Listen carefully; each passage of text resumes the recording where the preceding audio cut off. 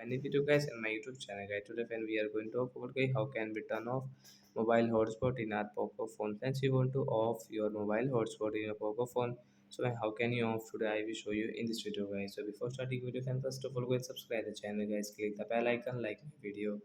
So we will on our phone setting guys. After on phone setting guys, scroll it. Then you can see your portable hotspot setting guys. Tap here. Then guys you can see this hotspot setting guys.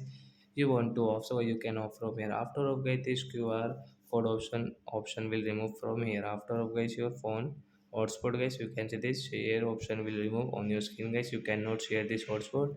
You want to share guys, you will have to turn on your again mobile hotspot. Then guys you can use your Poco phone hotspot settings. So like that guys, we can turn off our mobile hotspot. So that's it guys. Thanks for watching the video. Bye guys. We will meet on next video. Thanks for watching the video guys. And if you have any doubt guys related to guys your hotspot setting guys, you can ask me in comment section. Bye guys.